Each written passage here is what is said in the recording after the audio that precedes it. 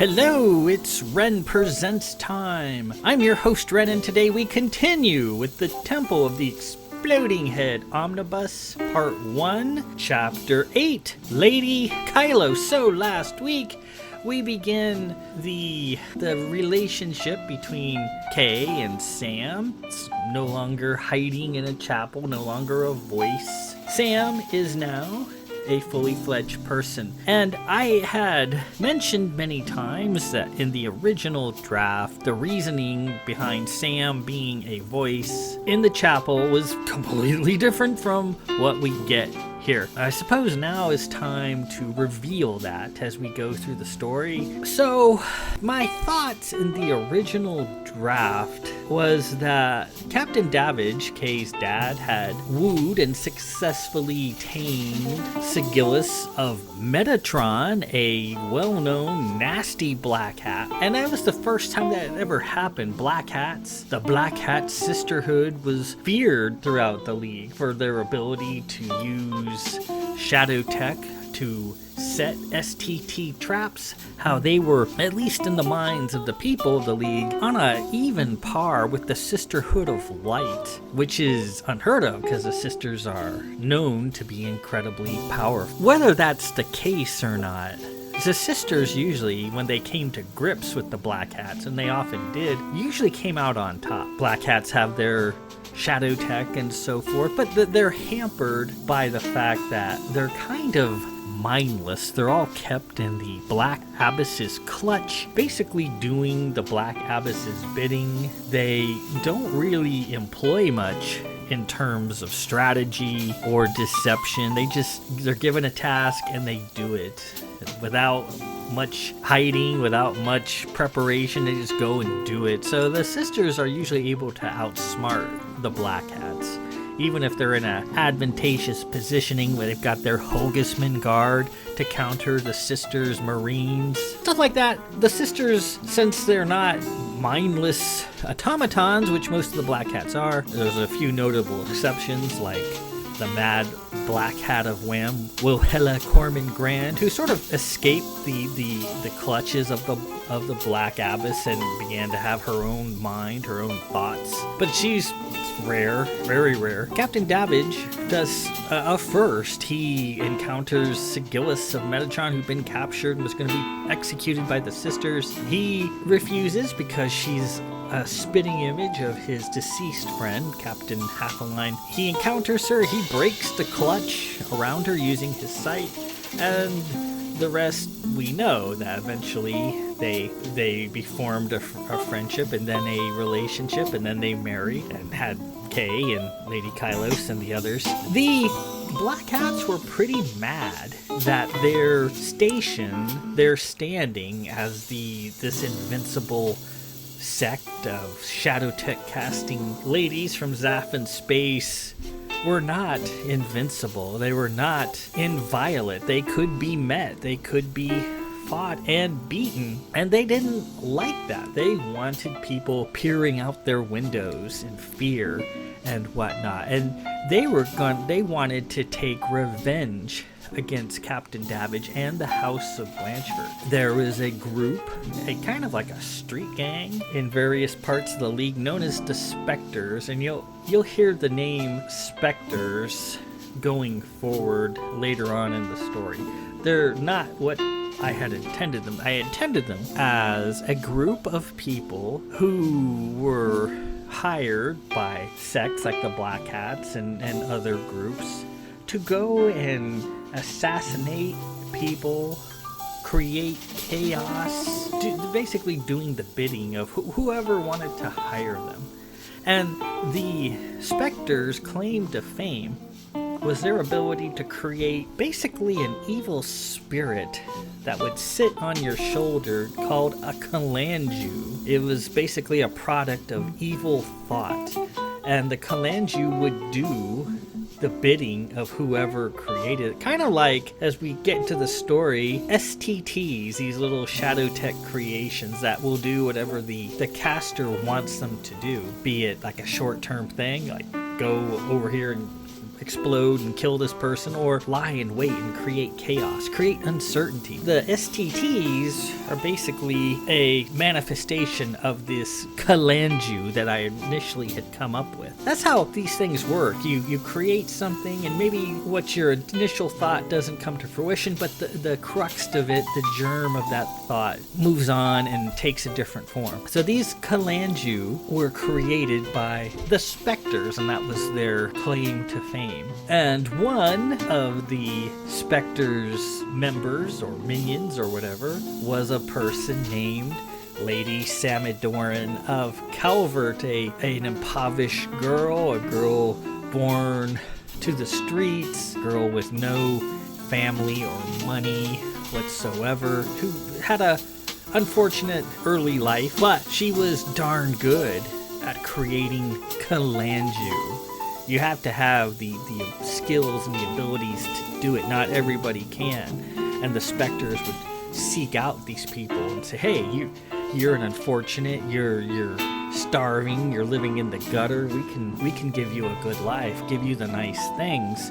What you gotta do is whatever we tell you to do with these crazy kalanju that you can create. We have a client who wants somebody dead. It's nobody you know, it's just some blue lord. Big deal, right? So you'll go and we'll put you in position where you can see this person, this fleet guy, this Lord Davidge of Blanchford, and you'll create a kalanju who will kill him in the most spectacular, newsworthy, and humiliating manner possible. So they dress Sam up and put her in some fancy restaurant where they found out Captain Davidge and his bride, Sigillis of Blanchford, would be. While they were dining, Sam, observing from the other side of the dining room, would lock in, laser focused on Captain Davidge, and create a kalanju that would, at a later time, kill him. However, Sam was not an evil person and had no desire to hurt anybody. Maybe she was in over her head. Maybe she had been blinded by the promise of riches and getting off the street and wearing nice clothes and eating nice food. But there she was in this restaurant with the task of murdering someone, and she wasn't up to it. And she did create a kalanju, but the kalanju she created wasn't evil. It was good. It had all of her goodness in it. And he took it home, unknowing that it was sitting there invisibly, mystically on his shoulder, and that was that. Now, Sig had been seeing lots of these kalanjus coming their way. She figured the Black Hats would try to take revenge of some sort, and this must be how it's happening.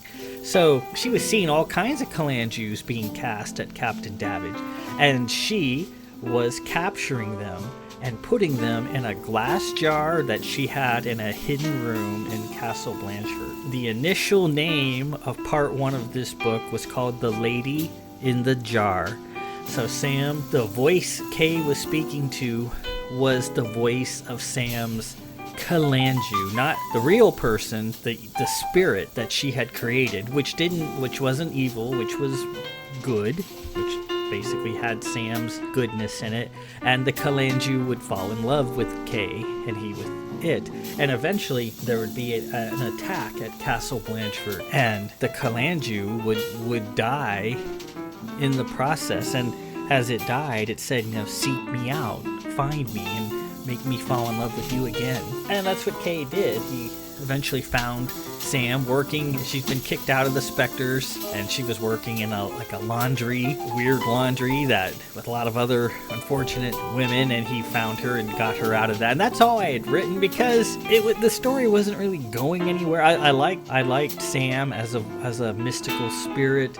I liked the whole prospect of Kay having to locate the real Sam out in the world and strike up a relationship, but the story was just not proceeding. I couldn't, it just wasn't interesting enough, so I had to abandon it. So that's what Sam initially was. The voice in the chapel was the voice of a spirit being held prisoner in a jar in a hidden room in the castle. So that's that. And again, even though that is a dormant storyline, one that I did not pursue, lots of elements of it I brought forward into the final story. The Kalanju, you're going to hear that a lot. So the Kalanju, just like everything else, went through a metamorphosis and became something totally different than the initial thought that I had. There's a lot of things like that. Didn't quite make it, just like the STTs and the Kalanju. That it all coalesces and eventually finds its place in the story. It's sometimes not as you would expect it to be. Anyways, let's proceed with the story and see how Sam last week was given a silver tech device created by Kay's aunt, Lady Poe, that would protect her from the killing cold of the north. With this medallion on, and a lot of artworks that you see of Sam, you see this little pendant with a hummingbird at her neck. Of various artists interpret it in various ways, but with that on, she is perfectly safe. And now the fight to go into the village is on in earnest. So let's explore that in this chapter, part 1 of the Temple of the Exploding Head Omnibus, book 1, The Dead Held Hands, part 1, Kay and Sam, chapter 8, Lady Kylos.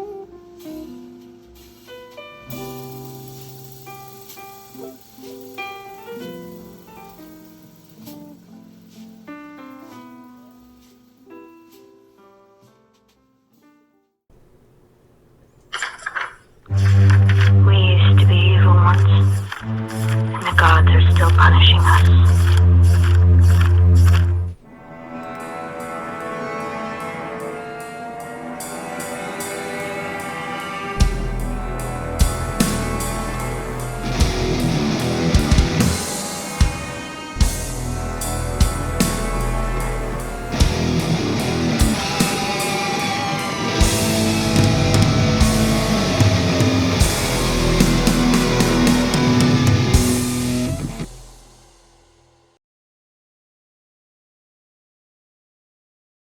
With the problem of the cold defeated came another persistent and possibly more daunting issue. While Snugs did a great job of keeping Sam warm, it had an unexpected side effect. Snugs totally fouled her ability to disguise herself and change shape. In fact, Sam couldn't do any of her remarkable abilities with it on.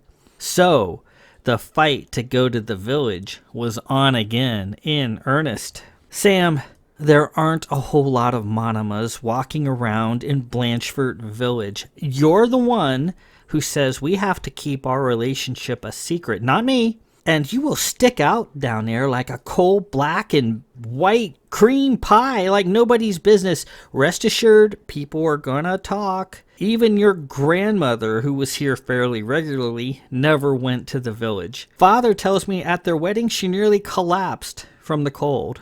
So, how are we gonna do this, Kay? Ante sama ventanos. Ante te sama ventanos. I know you want to go down there, Sam.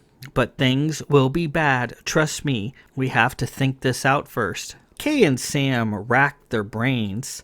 Sam had all sorts of ideas, most of which dealt with using gifts and other outworldly powers. At one point, she got angry and insisted that he cloak her himself. Cloak me, Kay. You can do it. Cloak me. I can't cloak you, Sam, he said. I can't even cloak myself yet. Sam had a bad moment. She lost her temper. She stood up. Kay, I am so tired of your lousy gifts. I can see the future, right? I see you doing such amazing things, but always in the future. I'm tired of you being great in the future. I want you great now. She picked him up by the collar. You could cloak me to look like whatever you wanted to without half trying, if only you applied yourself. Do you know how frustrating that is? You know, Kay, I wonder if I were to throw you off this terrace right now, would you be able to waft yourself to safety? Waft? It takes me forever to waft. Well, sink or swim, Kay. I'm really thinking about doing it. I certainly hope you choose to swim, but I don't know. Sometimes you are maddeningly content at doing nothing, and that makes me crazy. Sam, put me down. A voice came from the doorway. Am I interrupting something? You left your door open. Kay and Sam were caught, mouths open. Standing there in the threshold to the reading room was Lady Kylos, blue hair up, dressed in a minty gown. She was carrying a few parcels from the village. Sam dropped Kay and made to blink away. It failed. She ripped Snugs off her neck and recoiled from the cold as if punched in the gut. There was really no need to be alarmed. I've known about you two for a long time. Please. Kay came to Sam's side and put the medallion back on her neck. Sam exhaled harshly as her body warmed. Is she all right? Kylos asked. She's fine. It's the cold. She can't take it. Oh, Kai said. They spent an uncomfortable moment. Kai, how did you... You two really don't hide things well, do you? And you make a remarkable amount of racket up here when you're rolling around on the floor, as you tend to enjoy doing. I also managed to worm a few things out of Mother the other day. Not much goes on around here without me knowing all about it. I'm very happy Kay chose to come to his senses and make up with you, Lady Sammy Doran. Kay was dumbfounded. His sister Kai was a noted gossiper and social wannabe. If she knows, how long will it be before the rest of the league knows? She appeared to read his troubled thoughts to some extent. She smiled and seated herself, placing her packages on the table. Sam slowly seated herself and looked at them with longing. Oh, go ahead if you like. Just some sundries that caught my eye. Sam peered into one of the bags with wonders. You were just in the village? Yes. It's small, but actually a lot of fun. Father's Warbird and other fleet shipping help attract merchants from all over. Rundle Way is lined with wonderful shops, some even from Baz. Rundle Way is a dilapidated row of old buildings Father was going to have torn down, Kay said. Seems you have not been there in quite a while. It's completely rebuilt and occupied and is screaming to be explored. Sam listened and was enthralled. I think you two are going about this matter wholly wrong-footed, Kai said. You want to visit the village, but you don't want to create a stir, yes? And if I've heard you correctly, you've been trying to puzzle out this using gifts and other various feats of mind and body to either hide, cloak, or move about invisibly. Why not simply go the most pragmatic and obvious route? Kay and Sam looked at each other, the two of them not having any thought as to what that route might be. Lady Kyla smiled. Lady Samidorn, come here, please. Dubiously, Sam stood and approached, still holding one of Kai's bags. Please, call me Sam. Thank you. Sam, I will, and you may call me Kai. My, such lovely eyelashes. May I ask, are those real? Yes, Sam said with a bit of uncertainty. There are ladies I know who would collapse for eyelashes like those. Turn around, please, if you will. Sam complied. Such lovely thick hair. Why do you wear a chain on your skirt? It's a tradition. Ah, may I see your hands, please? Sam slowly raised her hands, pale and delicate. Her black fingernails, sharp as knives, glinted in the light. Thank you. Yes, this puzzle is much simpler than the two of you have considered. I can help. Kay was dubious. He liked his sister, Lady Kylos, well enough. Sarah couldn't stand her much. Too prissy, too girly. Those were two attributes that were black strikes in Sarah's tomboy book. So if I'm to understand, Kai, you'll help us and keep our secret? Why is it a secret? I'm just asking. Sam jumped in. I have assisted on the secrecy, Kai. It is our way in the Manama lands. If it were to become publicly known that Kay and I are seeing each other, well, Kay is not ready for what would have to happen next. And nor am I. It's for his sake that I require our relationship remain a secret. I I cannot say anything more. Kai thought about it for a moment. Well, that's good enough for me then. You may count on my discretion. I haven't said anything yet, have I? I could have ratted the two of you out a long time ago, but Kay's my brother, and I'm not going to spread rumors about my own kin, except maybe Sarah. You know, Sam, Kay is considered bad luck with the ladies around Cana. Yes, he is. Oh, they like him well enough. They fawn over him even, and they ask me all sorts of things, but few, it seems, have any luck striking up a connection. Do you know anything about that? Sam blushed a slight bit. No, how would I know anything about that? Their misfortune is my gain. Perhaps the gods are involved. Kai smiled. The gods. Perhaps. Well, fine then. So, if I'm understanding properly, the two of you want to go to the village and explore, but you're concerned about the gossip that'll no doubt be created. That is a good thought, as Kay correctly anticipated people's understandable reaction. Actually, I'm a little surprised he thought ahead far enough to recognize the problem. The only girl they ever see Kay running around with is Lady Sarah, and you do not look much like Sarah. Sam, your appearance. Sam held out her medallion. This keeps me warm, but it disrupts my ability to change my shape. You can do that?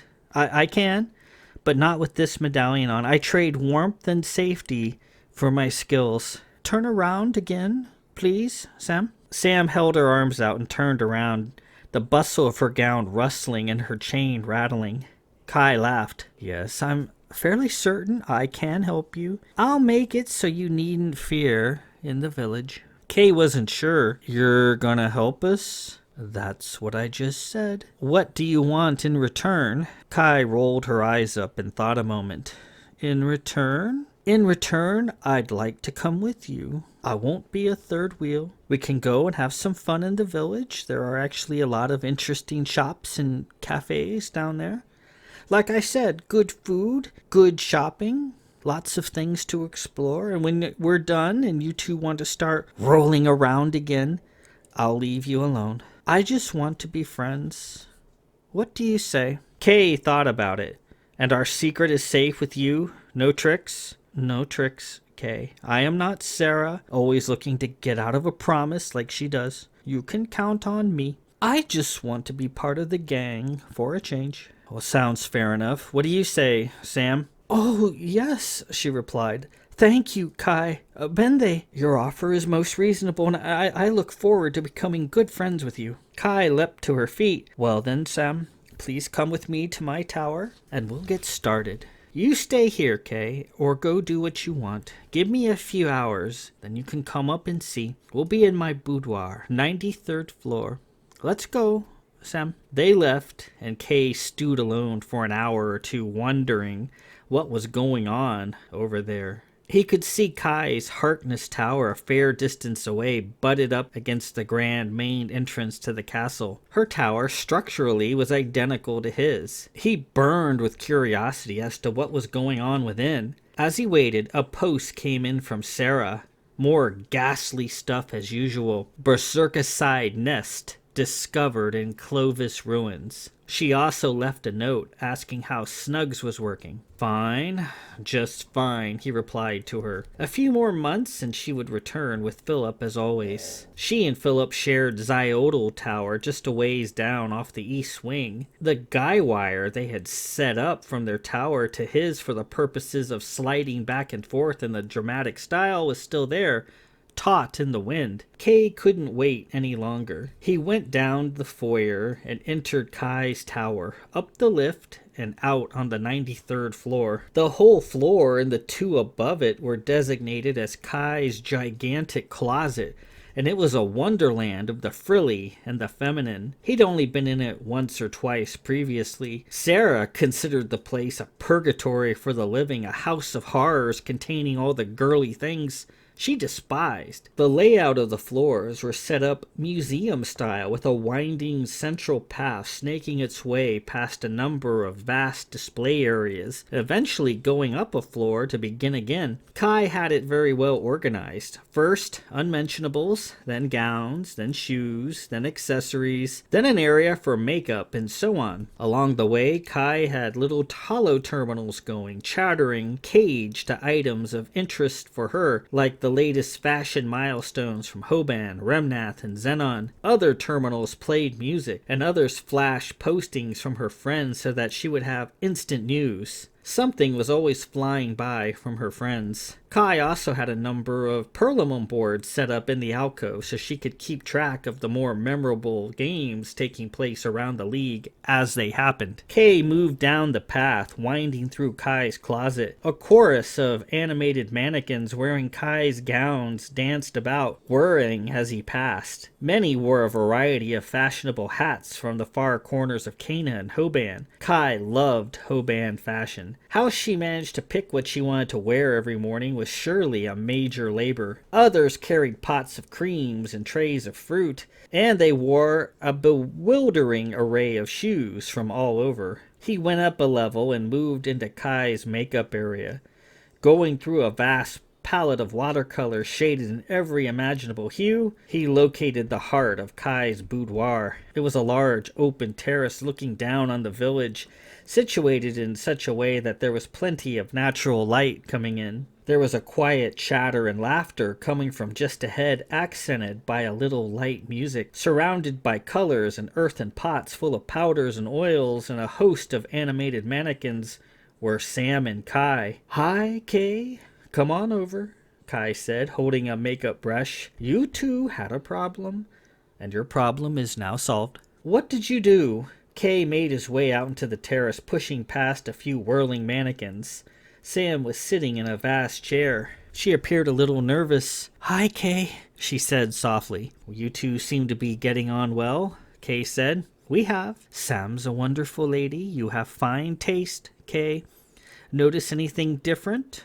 Kai asked. Sam sat meekly in the chair as Kay looked her over. Firstly, she was wearing a red dress instead of her black monoma gown, which was nearby on a waiting mannequin, chain and all. Another mannequin was holding her black monoma shoes on a platter. Sam was wearing a stylish pair of knee-high black boots. I had my mannequins whip her up a quick dress. Looks lovely, I think. The boots are Esther. Esther's, short of Hoban, make great boots. Kai leaned down and gently brushed Sam's face. "I love those eyelashes. Now, I've applied a good layer of makeup to Sam's face. Coming here as often as she does, she has taken on the slightest bit of blush. She's still very pale, but not anything so much as to create a stir. I've painted her lips a smashing color of red to highlight the rose in her skin. I've also added a gentle bit of azure eyeshadow to give her a bit of depth." Sam looked a bit odd. No black gown, no black lips. She appeared rather festive. She had her hands in her lap, hidden under a cloth. "What do you think, Kay?" she asked. "Do you like it? You look very good. Great, in fact." Kai beamed, proud of her work. "So you wish to hide?" "Hiding in plain sight is always best and most effective." A few problems quickly entered Kay's mind. "What about her eyes, Kai?" "I was wondering when you'd ask me that." Kai put her brush down on a vanity and summoned a mannequin holding a fancy cardboard box. She opened the lid and pulled out a copper and silver pair of goggles. Kai put the goggles on Sam's face, carefully placing the stems around her ears. "What in the name of creation are those?" Kay asked. "Greletinas," Kai replied. "From Hoban. They're all the rage over there.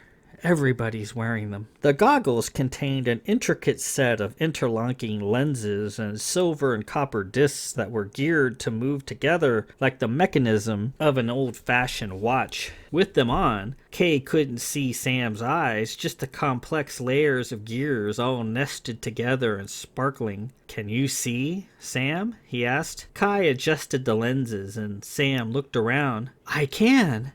Actually, I can see better than I normally do. It's so bright here, and I must be a bit nearsighted and didn't know any better. Colinar! What does that mean? Kai asked. It means amazing in Anui, Kay replied. You speak Anui, Kay? Sam beamed. Kay has picked up the basics of my language very quickly. I am so proud of him. Well, I'm impressed, Kylos said. So, with these gletinas on, nobody will be the wiser. Sam will look like any stately lady about the league, no doubt of a high circle with money to afford these goggles. And, with those on, people will probably be more interested in them than in her, per se. Kay nodded. He remembered something. What about her fingernails? Sam blushed. Show him, Sam, Kai said. Go on.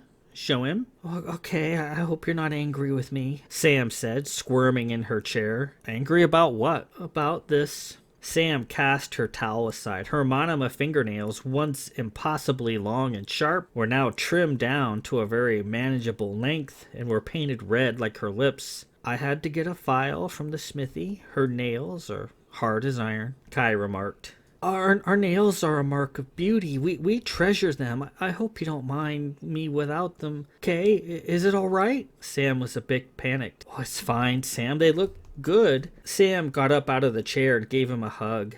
The boots she was wearing made her even taller than normal. Kai admired her work and then began putting her things away. So, here's our story. Sam is the daughter of a prominent league house here for a visit and seeing the sights. And when they asked what house she's from, Kay asked. Sam was still holding on to him. The gears inside her goggles clicked a little. We say her house is in the middle of a large business transaction with father, and we can't disclose it until the matter is settled. That happens all the time. They will understand that sort of thing in the village, and the matter will be settled. Sam gazed at Kay, still wearing her goggles. Do you think it'll work, Kay? Well, I think so. Kai knows her stuff. With goggles, red lips, and nails, they finally went down to the village, Sam wearing nothing over her red dress but a light shawl. As they plunged into the maze of shops and eateries, the locals were every bit as nosy and full of questions as Kay had predicted. He simply said she was a guest from the south,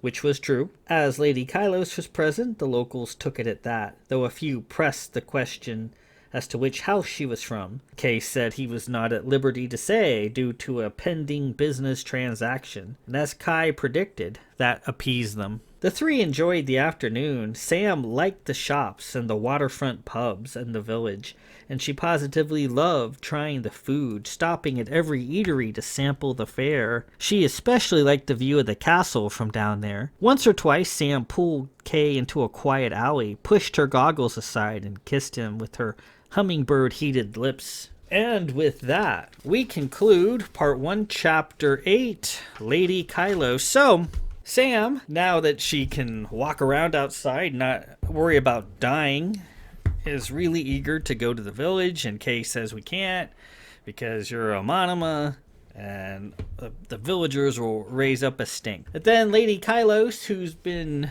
aware of their quote-unquote secret relationship for quite some time, makes a timely arrival and just says, hey, I just want to be friends. I'm a gossiper. I'm a socialite. I love league society, but I also just want to be friends. I get to spend so little time with my brother Kay because of that rotten git Sarah when she's around. Can't stand me and doesn't like me around. So when Sarah's gone, I like to hang out with my brother every so often. And Kai takes Sam to her humongous closet and makes her a nice red dress, puts her in a pair of nice fashionable boots, and sticks these. You've probably seen some of the pictures of Sam wearing these funky goggles. Well, here they are. They're Gretna goggles from Hoban. And this book is not a steampunk book. None of my books are, but they have a little similarity in steampunk appearances, and gears and goggles are big in steampunk. So Sam's goggles, I guess, are a bit of an homage to the steampunk genre, even though this story technically, because it has a lot of aspects that you don't get in steampunk stories, but pays a small homage to that. So she's got these crazy goggles on that cover up her black eyes so people can't see she's a monoma. And since she's been coming north so often, tinted up a little bit. She's not quite as dead white as she used to be. Now she's got a little bit of rose, and Kai brings that out and makes her up. And then now they're able to go down to the village and hang out, not make too much of a stir. Very nice. And we'll see those goggles a lot going forward. And if you've read the other books, like the Bloodstein books and so forth, you see Sam wearing those goggles a lot. She has a little special case for them. Yeah, so Sam is a very responsible person, and when she's given a gift, she feels the need to say thank you for it. And we'll see that next chapter, chapter 9, the future telling, where Sam wants to pay for these goggles in some way. Sam doesn't really have a lot of money. So Kai says, well, you don't have to pay me anything for these goggles. They're a gift. And Sam's like, no. I need to pay for them in some way. So Kai says, well, why don't you read my fortune? Tell me the future. So that's what this next chapter, the future telling, is going to cover. And then we're going to find out all about these crazy berserkicides we've been talking about. We're going to find out exactly what those are. We're also going to see that the future is pretty grim and pretty creepy, and not really something you should revel in or spend too much time exploring, because the future is always scary. Sometimes just hearing about it is scarier than what actually might come to pass. In this future telling, we're going to find out some grisly things. Until then, though, this is Ren Presents. I'm your host, Ren. Peace out.